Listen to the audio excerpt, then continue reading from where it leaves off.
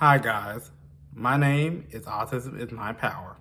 And today I'm going to tell you guys about my childhood with autism and how it affects me even now.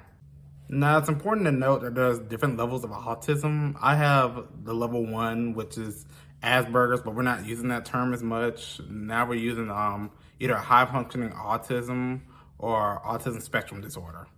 And keep in mind, guys, that everybody's autism is different in certain ways, but all you need to know is with autism, you usually have a problem with social interactions as well as stimming and rocking, kind of like this, just rocking.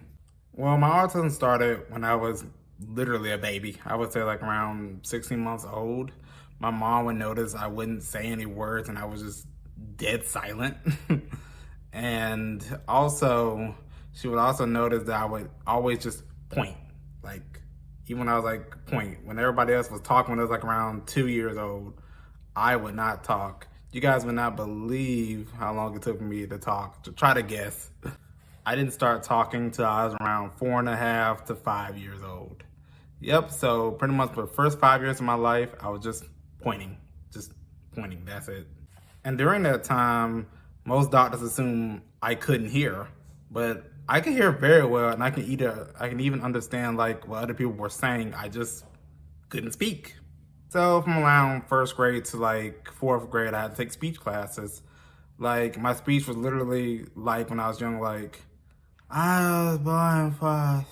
When I was trying to say I was born first because I'm the firstborn, and also I had to take even more speech classes afterwards because I couldn't say certain phrases right. And even to this day, you can kind of hear that a little bit with how I'm speaking. So how was my social interaction aspect of my autism? I would say it went really well when I was beginning to speak when I was like around first grade. I made a few friends in and there, and even when I went to New Jersey, I made lots of friends in New Jersey. But when I was in middle school to even high school, that's when I started being like more of a social outcast. And it wasn't because people didn't want to speak to me or anything. It's mainly the fact that because I felt like I didn't belong. So, I just basically started not to interact with people. I didn't join any clubs. I didn't talk to anybody. Heck, I wasn't even bullied, what I remember. I did join the Boy Scouts, however, but even in my own troop, I wouldn't speak to anybody. And my troop members will always wonder, what's wrong with Bryson? What's my real name? Like, why doesn't he not speak to anyone whatsoever? And sometimes the troop will catch me just rocking my head like, and just being like, and they have to ask, "Oh, Bryson, you all right?" And I'm like, "Yeah." And they're like, "Okay." So fast forward to my senior year in high school, that's when I got a little bit better with interacting with people. I made like 2 friends, which I sadly called acquaintances, and then we're not friends anymore because of that, unfortunately. And also I became an Eagle Scout because I don't know how that was even possible during that time because I would have to interact with so much people and also to talk to so many people and even raise an Eagle Scout project. But I guess I just learned a whole bunch of strategies and coping skills during that time about Boy Scouts. Was I romantically involved with autism? Here's the funny story about that. I always felt like I had like light crushes like in 3rd grade when I was like in New Jersey. I had this one friend that said, "Hey Bryson, you like that girl?" And I was like, "Yeah." So then my friend literally went up to this girl and said, "Hey, Bryson likes you." And then the girl said, "Cool, I like him too." And then my friend said, "Well, congratulations, Bryson, you got a girlfriend." I'm like, and think about what Kitty relationships was at that time because we waved to each other every day and stuff. We always sat next to each other. And my therapist, when I was in college, said, "Well, that sounds like a good relationship to me. That's technically your first girlfriend." I still don't see it that way to this day. However, in middle school and high school, I had no relationships with girls like whatsoever.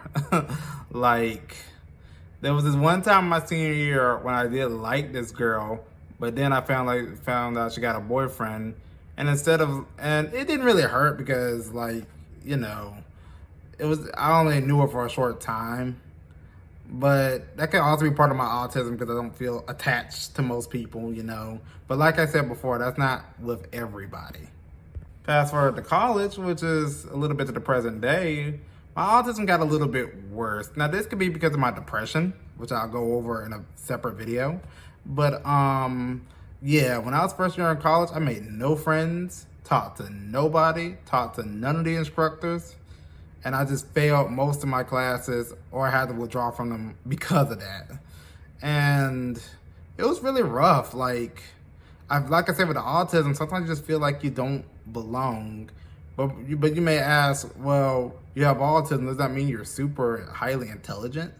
I mean, to a certain extent, yes, I am intelligent, but that's only with certain things that I want to be intelligent about.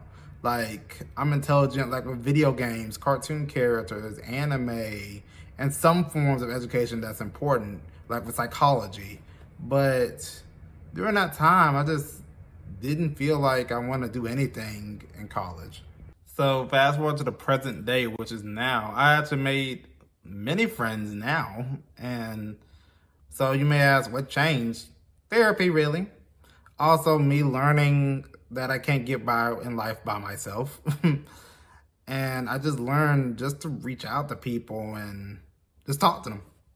That's what I recommend with most people who have any spectrum of autism that they can handle. I do recommend, like, with any time, if you have the need to make friends and connections, please do it. Most people won't run you away. In fact, you may run them away just by you not doing anything. And also, guys, I always remember, even if you have any spectrum of autism, there will always be someone who wants to be your friend and who cares about you. I just want you all just to remember that. It took me a while to realize that as well, because when I had autism throughout my life, I felt like so different. Like, I felt like I was like the only one who was either living or not living simultaneously because my mind operated on a different plane and a different function. But with enough coping skills, therapy, ups and downs throughout my life, I finally realized that we are all different and the same. I know that's weird, but basically we're human and we have human needs and interactions. But guys, that's it about my life story with my autism. Maybe I'll make a part 2 based off my other perspective of autism, because there's a lot of things that I left out. But this is just a quick synopsis of it. And I hope to see you guys in the next video.